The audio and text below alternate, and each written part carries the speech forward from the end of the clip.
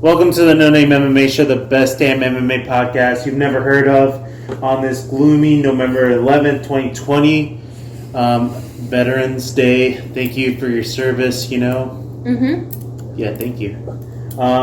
As always, you have Juan Chavez. Nina Hager. and me, Andy, and we have a good one this week. We'll be talking about Glover Teixeira being a true Aegis Wonder, to the recent drama of this week's main event, to the injury that could possibly lead to the Fighter of the Year. But first, it's over to Juan for the No Name of the Week. No Name of the Week. Again, it comes from the Contender Series that comes on every Tuesday at ESPN Plus. Don't miss it. Nathan Levy, he finished the match in the third round with the arm triangle. He had control for nearly 2 rounds, a total of 8 minutes and like 30-something seconds. So almost 2 rounds. He outstruck his opponent. He dominated the match pretty much in every fashion. And then on top of that, he finished it with our favorite arm triangle from half guard. So keep the streak alive and keep winning, and can't wait to see you again. Sweet. Yeah. Congratulations. Ooh, I can't wait to watch these fights tomorrow. So I forgot to watch them today, but now I'm like super eager. Mm-hmm. Man, they're really good. This one guy, Moda, I wanted him, but he didn't finish the guy. So it is what it is. Yeah. Damn, Oda, he's talking shit. Come on, Yeah, the show. dude, stop being a bitch. Oh, fuck. Well, never mind then. All right. And then on to the MMA Minute. First, let's just go back and think through some of the fights that we saw last weekend. First, I don't think we can say anything other than that ear incident. That was nasty. That's all I think I have to say to jog everybody's memory. But nasty. this fight happened during the prelims. Ramiz Brahamias? I couldn't tell you. I could not. Well, he caught a nasty elbow by Max Griffin, which caught his ear perfectly and almost tore his ear completely right off of his freaking head. They only tore it halfway off. I swear. Ugh. It was, honestly, I was squeamish watching this. I had to put my hands up. I could not watch a replay even if they would have shown it. It was so bad. I went on Twitter immediately to find a picture of it because I wanted to see a closer version of it. You can start seeing the inside of the cavity hole. It was not right there, but you can tell just one more centimeter and it's there. His cartilage was just so inflamed and bare that it looked like his brain coming out of the cavity in his head. That's what the opponent thought it was at first. Disgusting. Was that his brain was coming out? That's why he stopped. He was like, "Bro, you need to check this, man. You need to check this, man." Bro, that was nasty, and I just wonder how long that'll take for him to heal up. Because I mean, granted, 6 months. I told you this. 6 months. No, it's not gonna happen in 6 months, Bro. Come June, that guy will be back. His ear literally went up and confetti of blood. It was just. I think that happened to Ashley Yoder in a fight where her ear was I don't know who. He already had cauliflower ear, and then he took an elbow to the. Yeah, it was like an elbow going in, and then it caught the top of the ear bridge, and then. Ramiz took a beating, both clean and unclean, that whole entire fight. If you ask me my personal opinion on the law that is the UFC that should be put in place, he got hit in the groin twice before that. Yeah. And he had really, really had a tough time with it. And honestly, he was just getting the shit kicked out of him. And I didn't know if I would call that totally a fair fight, but The kicks to the groins, Paul Felder has been counting them because gotten They're so prevalent. Yeah. And he's trying to make a statement like, yo, Mm-hmm. this stuff is happening. But it's not part of the sport, but because of the physical altercation of it, it's going to happen. But 2 times, especially to the point to where this guy was almost about to throw up. After the first one, Yeah. no points, just a warning, and then just a don't do it again. Mm-hmm. No point, no disqualification. I think it should be warning, point, Disqualification. DQ. Uh-huh. That's it. Yeah.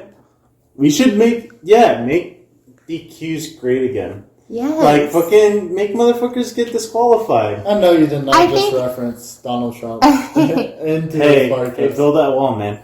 Just Dude, kidding. Just kidding. we don't support that. The Mexican restaurant doesn't have fucking free chips. Ignore. Build that wall. That is a white Mexican restaurant.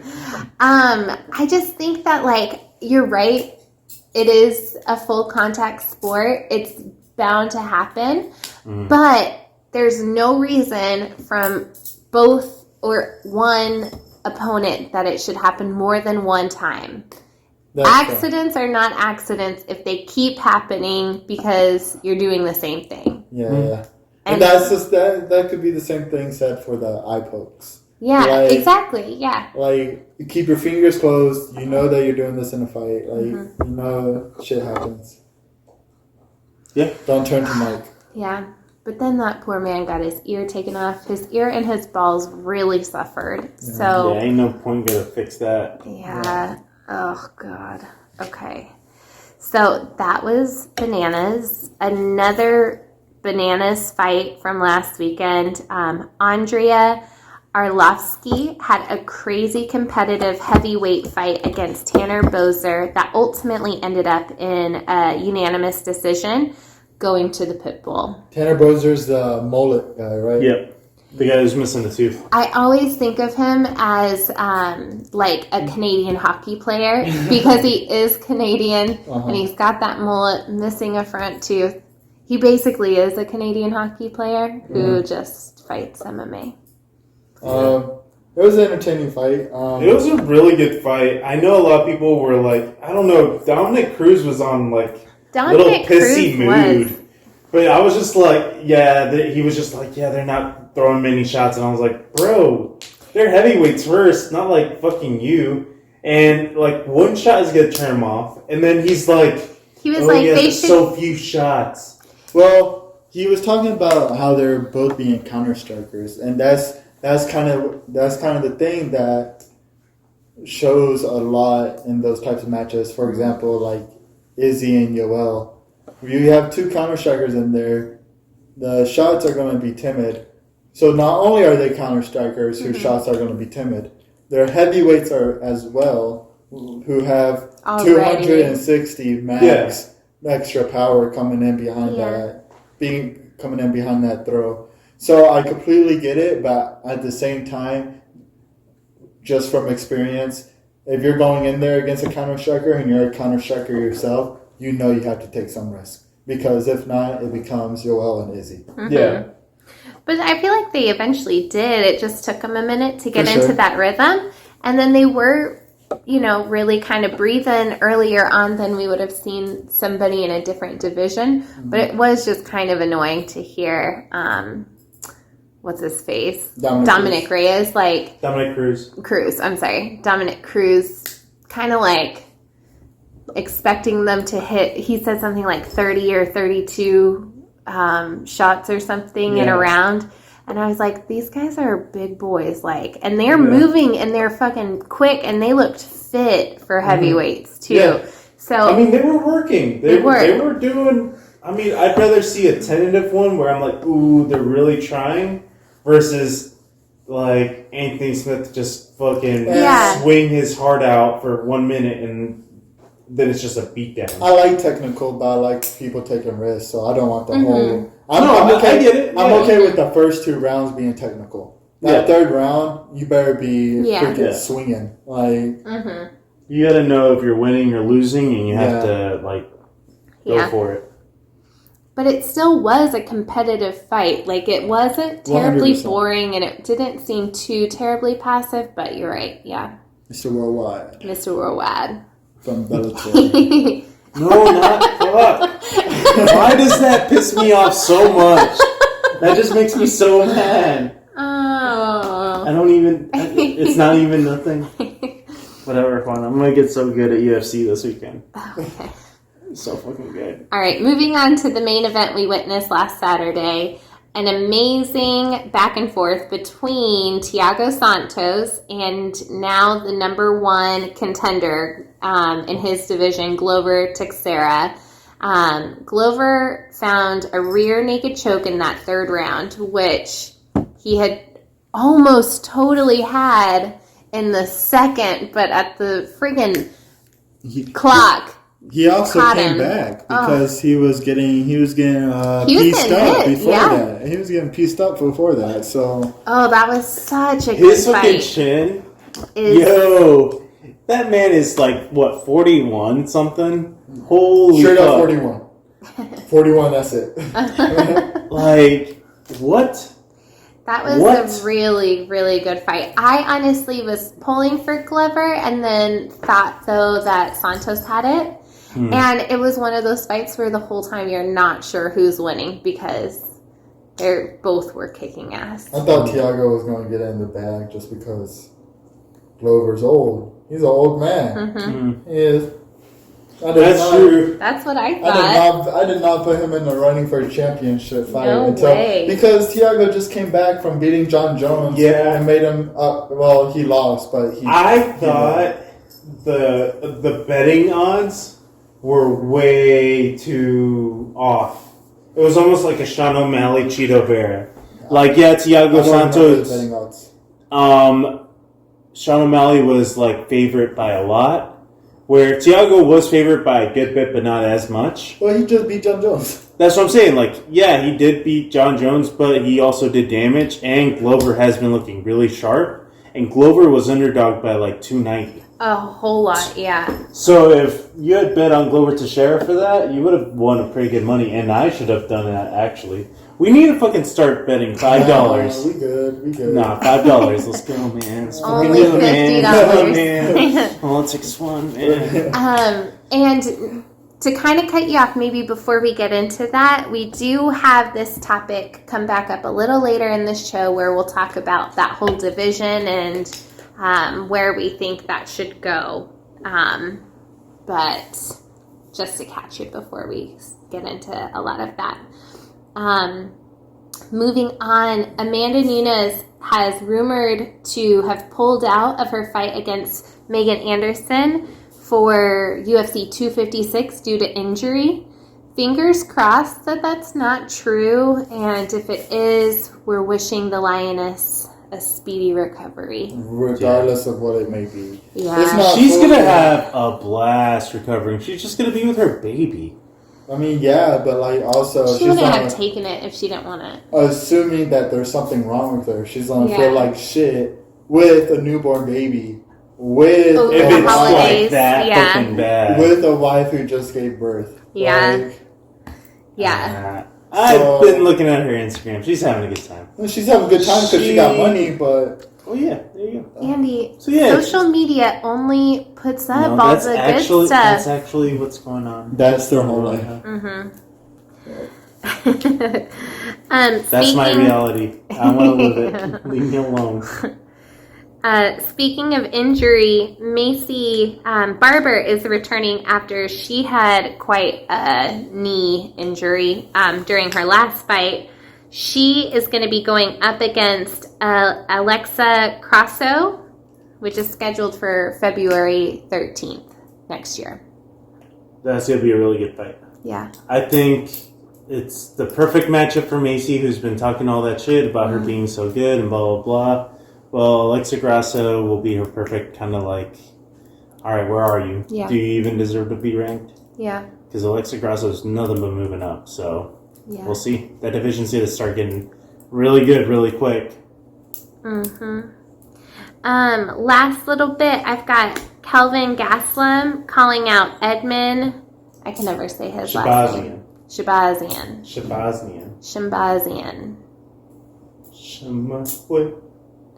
Shemawayu.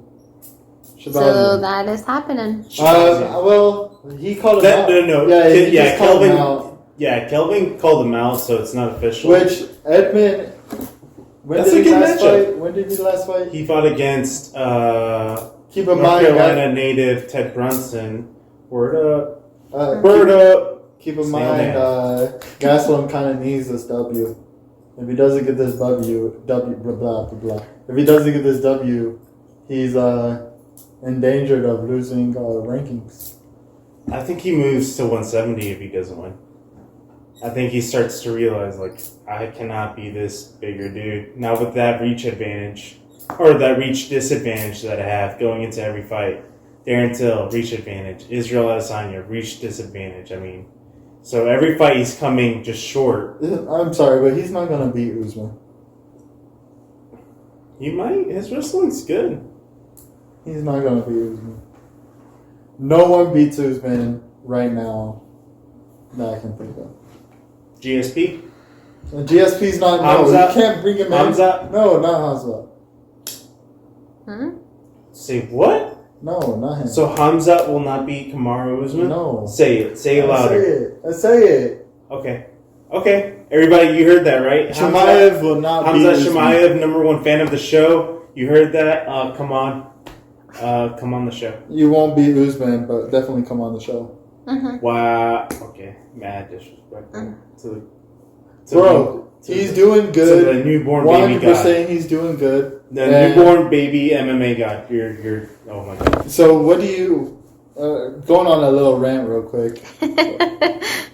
When Chimaev does lose, eventually He will never lose. Eventually, when he does lose, what do you think of him? He won't lose. But if he He'll does, beat Khabib 2.0. but if he does, He already is. Just won't. That's what I'm saying. Like, you're asking, what if Khabib does? Khabib But Khabib would never. well, there you go. No, but No, come on, you gotta have the no. All right, Hamza, I apologize for this Khabib is literally like a one in everybody's lifetime. One in type two. thing. Two in a lifetime. I don't know. I don't think so either. I don't think that there's Khabib and Khabib 2.0 at the same time. Yeah. No, I don't think that's going to happen. And speaking of the Khabib and Gaethje fight was just put up on, what was it, on ESPN Plus? Yeah. ESPN Plus, listen to all of this advertisement we're giving you. It's Also great. for $3.99. But we can talk prices. Hit us up. But I just saw that fight for the first time yesterday, and I was about to cry for real tears. Honest to God, that was the most gnarly freaking thing I've ever seen in my life. I didn't get to watch it, but I was keeping up with it like as much as I could. Like in that moment, I was on Twitter. I was like literally everywhere trying to figure out what was going on. And as soon as I figure out, man. Well, I hope we fight it. I hope we see him fight. I know. I don't think this will be the last time. I think it will be, but oh god, I think it'll only be for GSP. I think that's the only reason he'd come back. I don't think he's going to hold up against Conor. Ali Abdelaziz was like, there you know. But the reason why it won't work, unless GSP comes back on his word, the reason why it won't work is because Khabib's not going to do it unless it's at 155. GSP says that he cannot make 155 anymore.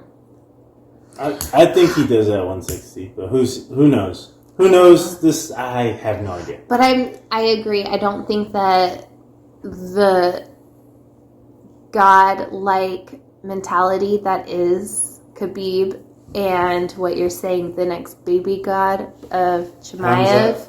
Yeah, I don't think they exist at the same time simultaneously. Somebody has to implode. Someone has to implode. And Khabib is pretty much set. So I would just statistically think that Chimaev is and if Chimaev is fighting, all right, so we also have to keep in mind Khabib and how he fought. He fought 2 times a year, maybe 3 if we were lucky. Yeah.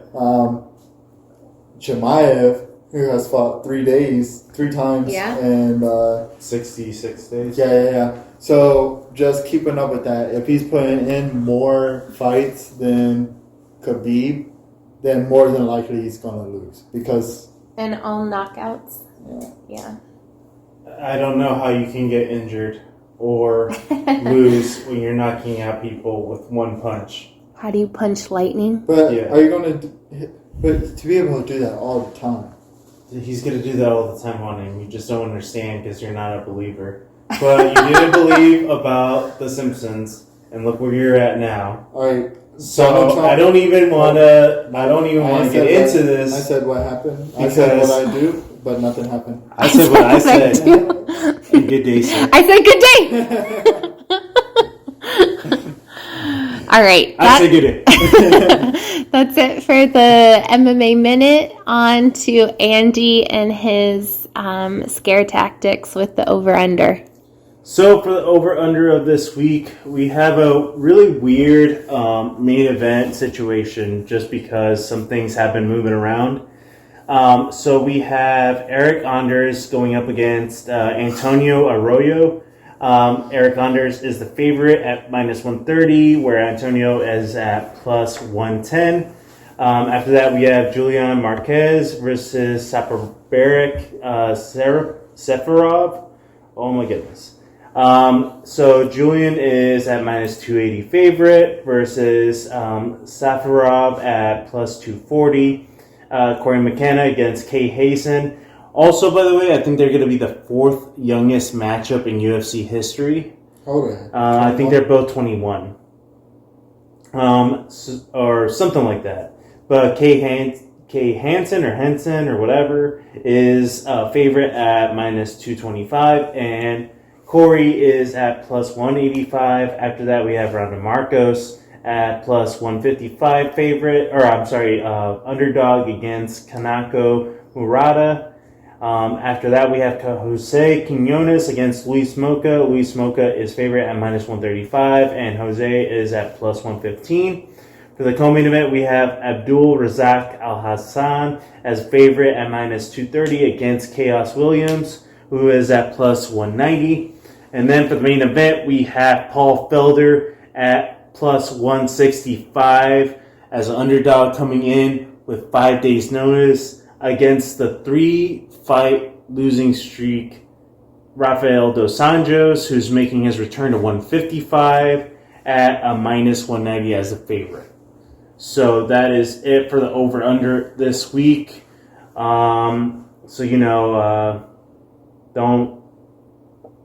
Don't gamble like you know what I mean. Like, just don't do it. Don't be a sap.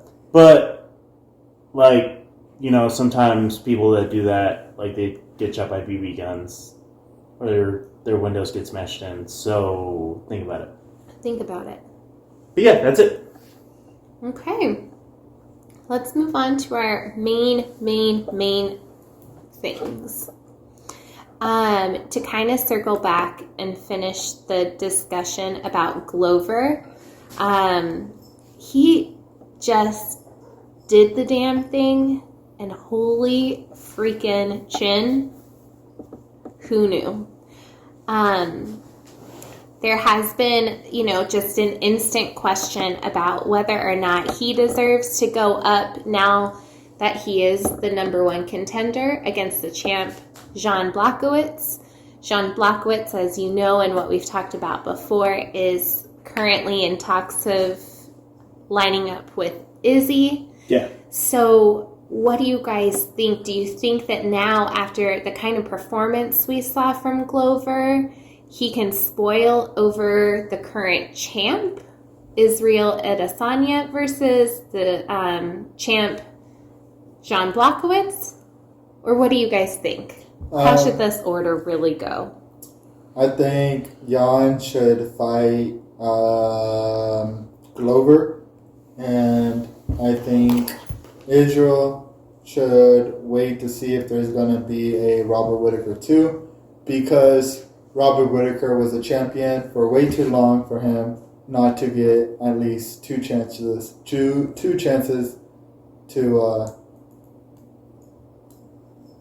fight fight Izzy for the championship.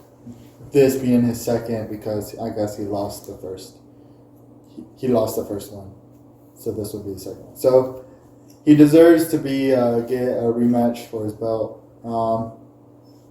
So I think that just makes sense. Andy?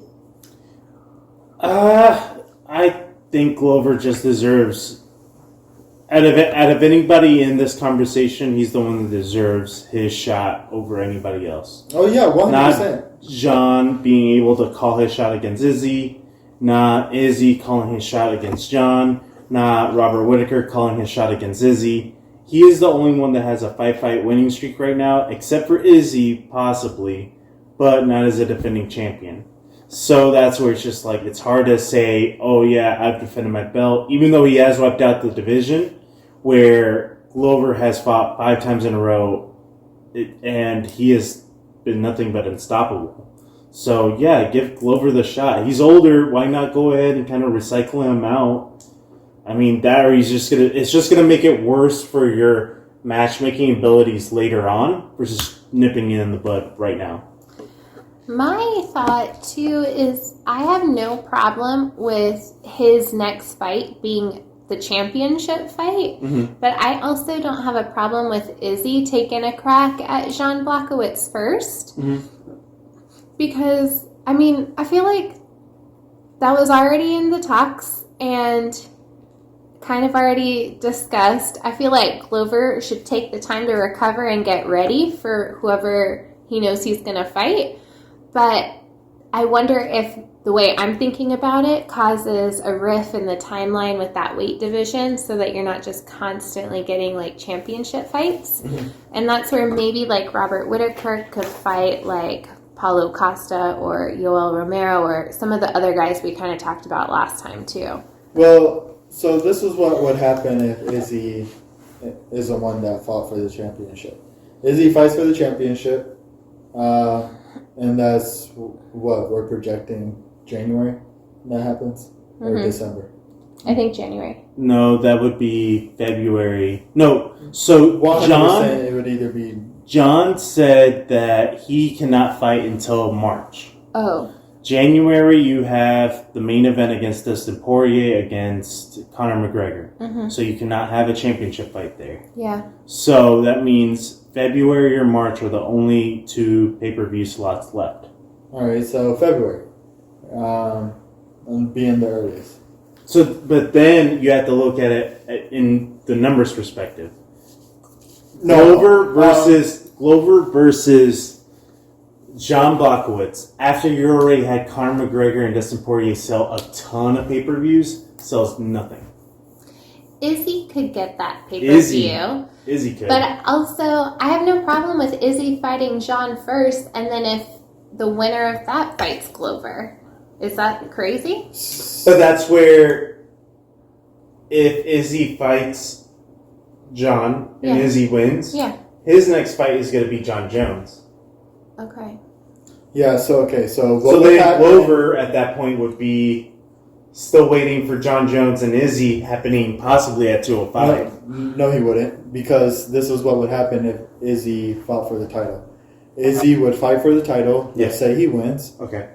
He would be going guaranteed. I'm willing to bet money on it. Izzy will not fight Jon Jones at light heavyweight. Izzy will fight Jon Jones at heavyweight. Because his plan has always been I'm gonna eventually get to heavyweight anyways. So being able to take Jon Jones' light heavyweight belt because he vacated it. So being able to kind of rub that in his face. I might have not beat you, but I have this. This is now mine. Now I'm going to actually come and take yours. And I think that kind of has a bigger message than, I'm going to take your belt. How about you come and try to take it from me? Oh, you can't. No, I'm going to take your old belt. I'm going to come to you and get your new belt. I got both your belts. Also, I feel like too, like sitting in that number one contender spot for a little bit doesn't really hurt anybody if you have such a competitive and like political thing going on with some champions who are champions. Like, I'm kind of okay with on it. But that being said, it will hold up the division because either he vacates the light heavyweight championship, and then that would put Jan versus whoever.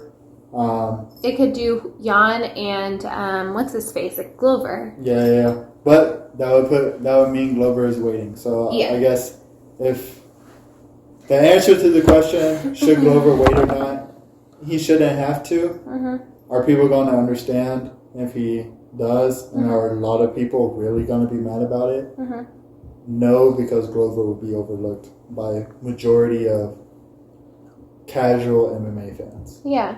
That's where, for me, I'm fine to give Izzy what he's been working on and towards. So I'm not really all that upset. And Glover can use the time to kind of like, he is older. He may need additional time for some stuff. Like, if he can stay in the game for an additional year, you know, like, and prolong and really prepare for one big championship fight, like, that gets me more excited for Glover.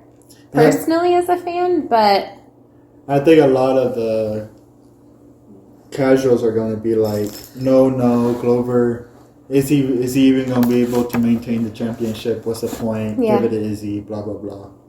But, bro, dues need to be paid. Yeah. Dues need to be paid. He definitely has paid his. Yeah. UFC needs to pay theirs. Mm-hmm. Yeah.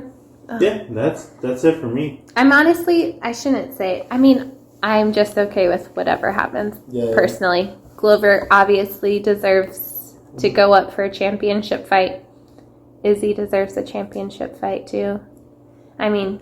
it's just horrible timing, you know? Yeah. Like how everything played out. Mm-hmm. But honestly, if anyone were to take the back seat, it should be... Izzy, because he doesn't have to rush his timeline. He's not. Yeah. He's not. He has a championship, though. He doesn't need to rush anything. Yeah. Glover, he's 41. He's about out of the UFC. So. Yeah. Yeah. That's tough. Okay. All right. Are you guys ready for some more drama? Let's go. Okay. So this particular string of drama is between Rafael Dos Anjos, RDA, and Islam Makhachev. They were scheduled for this Saturday, November 14th. However, Islam had to pull out. We're not quite sure exactly why just yet. It's undisclosed.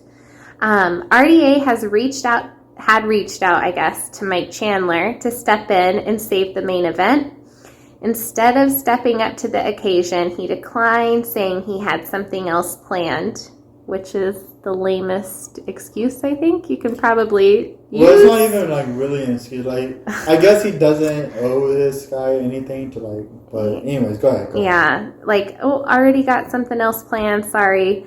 I feel like, if you're just going to make an excuse, blame it on something more like, I don't have 5 days to make weight, and we would understand that, but whatever. Luckily, out of nowhere, Paul Felder has swooped in and saved the main event on a 5 days notice. Who do you guys think has more to lose at this point? Felder or Anjos? More to lose, more to gain? To lose, I think Dos Anjos. I mean, he's the one stating that this is going to be his grand return to the division that he had left for 170. Mm-hmm. So now it's just, and he's saying like, oh, it's wide open now that Khabib's gone. Mm-hmm. You know, there's no champion. I can be that guy again. Yeah. So if he loses, especially to an opponent that's coming in 5 days notice. Yeah. And he's higher ranked because Paul Felder's 7 now and he's not even ranked. Yeah. So, at the very least, Paul Felder is going to go down as an honorable person for being a company guy and being like, hey, I'll sub in on 5 days notice. I think, though, too, if Paul Felder loses this will be his last fight. I think so too. His last fight was with Dan Hooker, and he said at the end of that fight, when he was, kind of a little more emotional, which the W on that fight is questionable, but still, record, he did lose that last fight, and he said it was going to be his last fight, and then he came back, kept his ranking, and now has stepped up for this fight on 5 days' notice. If this is a loss for him, I think this is definitely his last fight. So you're right, he probably goes down with a little bit more glory than Dos Anjos, but they both have a lot at stake here. Yeah, and RDA's record hasn't been the best lately, so that as well is just going to put more weight on his shoulders, I think. Mm-hmm. Or maybe not. I mean, he's been champion. He understands what kind of mindset you have to have in order to be champion. But if I'm being honest, I think Paul Felder is going to win, and I'm thinking RDA is going to be out of the UFC relatively soon. Yeah. I don't see him being champion anymore. He was a force to be reckoned with back in the day, but damn, it's close to say that You're this straight up is saying both that of their RDA one of their is a last has-been. fight. I'm saying that you verbatim said he used to be. Yeah, I mean, yeah. You know what? Yes. Yeah. He's Wow. not what he was, and just like people are saying, Jose Aldo has, kind of lost it. Mm-hmm. I think RDA has kind of lost it. Yeah.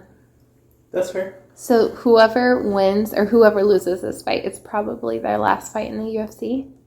Yep. Dun, dun, dun! Yep. So many people are just dropping out of the UFC, it feels like, huh? 2020, man. Holy It's freaking been hell. a year. Yep. Oh, fuck. Left and right.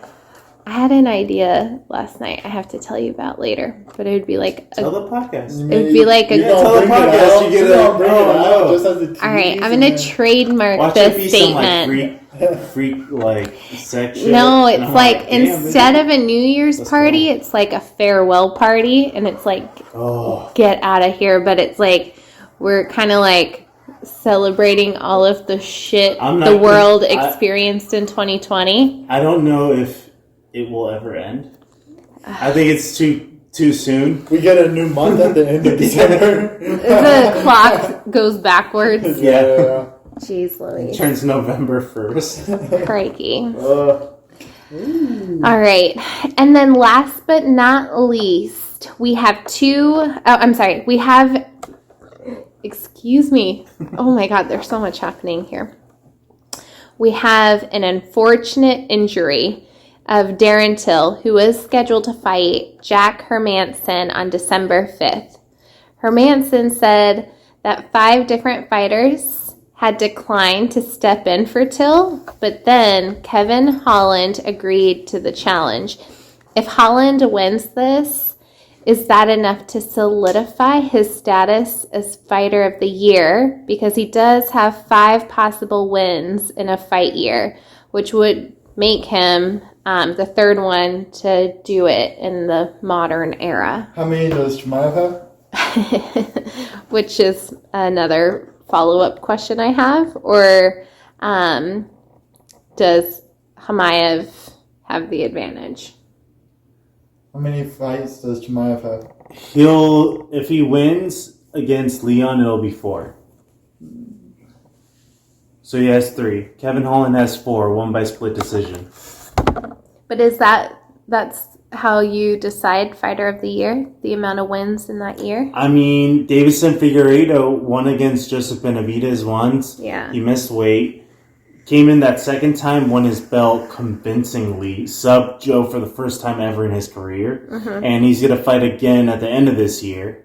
So that means he'll win 3 fights and he's a champion. Alright, but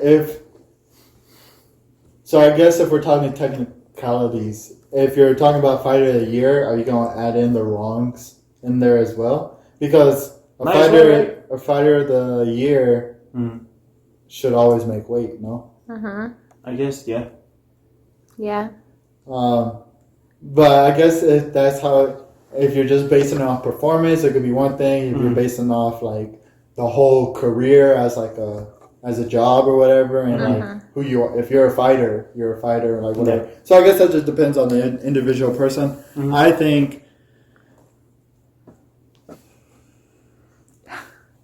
I think Kevin Holland is definitely in the running. Was it Jordan Buckley? His is definitely Joaquin Buckley. Yeah. His is definitely knockout of the year, but I can't say fighter of the year because he lost to Kevin. Yeah. And the thing with Kevin is, so say he wins against Leon, or no, not Leon. Say he wins against Jack Hermanson. What's better? Him winning against Jack Hermanson and coming in at 5, or Hamza Chimaev with the skyrocket and the amazing performances and 2 separate weight classes, and he beats Leon, whatever. Edwards. Yes. I am now officially on that train. Like, my potential other nomination was Justin Gaethje for a while because he beat Tony. Yeah, and so now Tony and Khabib. You were not on that train. No. That's what I'm saying though. I know. I was on the Khabib time train. So. If he beat Khabib, 100%. then Justin Gaethje would have been fighter of the year, I think. But. But I think it's just like the most impressive. Like, we've never, ever, ever seen this guy in the UFC. So Chimaev is the fighter of the year, I think. But I feel like still it's an honor to be a nominee. You know? So I think it's great that Kevin's on there. But also, I don't think that is going to outweigh what Chimaev has done already. Yeah, that's true. I don't have any...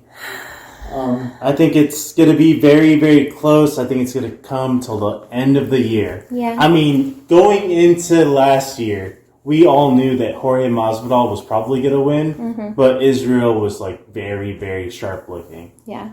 But Jorge won.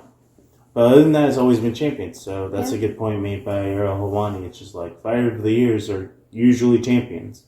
Daniel Cormier, John Jones, like there's a reason why. Yeah. But, I mean, Hamzat would be the fighter of the decade the way he's going. He's on a fucking tear and it doesn't matter where. So, do we give fighter of the year as far as, like, conversation goes? Do we put Khabib in there at all? I don't think so. Just because he's a veteran and he hasn't... Because what we expect of him, he has done. And he continues to do what we expect of him. How many times did he fight this year? Once? That's fair. He fought once. Well, yeah. So I don't think so. That's fair. I think it's like the ratio of how many fights you took and then just the impressiveness with all of it. That's what I would say matters to me more.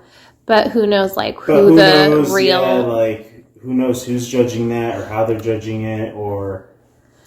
They give it to the judges. They're like, all right. The biggest Nevada argument Commission. I think we have here is if Chimaev beats Leon Edwards, who is ranked number 4. Right? Yeah. So if a non-ranked person beats a number 4 ranked person... I think that would push precedent aside and it wouldn't go to a champion and it would 100% go to Chimaev at that point. Yeah. So, and that's where I think that, like, if we're looking at it like by what Ariel Helwani says, then it could even be Izzy. Are we going to talk about Leon Edwards? No. I want to bring up something that he said. He says everything that what's-his-face Chimaev has done, he has done as well. Okay. He has not fought 3 times in 66 days. That's the only thing. Other than that, yes. But he has not fought 3 times in 66 days. Out of nowhere. Like, he just started that's where I don't care. I've talked about him like half of our episodes. That's not true. I think we're talking about John Jones 3-4 times more. And we hit him.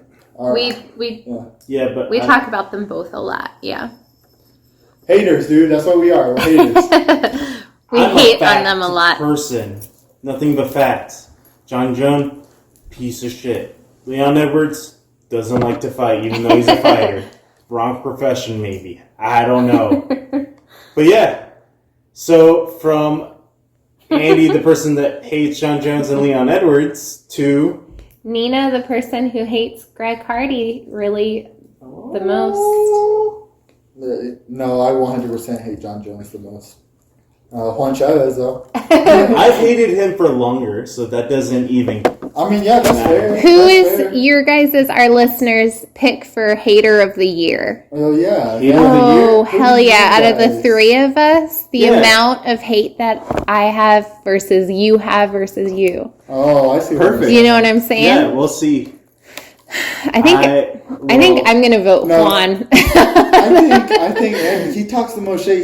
He said He fuck does. Dominic. Yeah, you hate You on. can still get That's it, John it. Anik. You can You still get hate. it. Juan hates Don't John. care about your Andy hates dumb everybody. I hate Greg. That is the T. So you guys vote who is the biggest hater. Baby, put this on the Instagram as Yeah. like a survey Yeah. or do something, or a multiple choice or something. Huh? All right, perfect. Who's the biggest hater? Biggest hater of the year. And with that, that is it for the No Name MMA show. If I can say so myself, I do think it's the best episode we've done yet. Thanks for listening to us talk a bunch of shit. Hate. And thank you for listening to it. We'll talk to you next week. Later. Have a good one. Bye. Deuces. Damn. That's-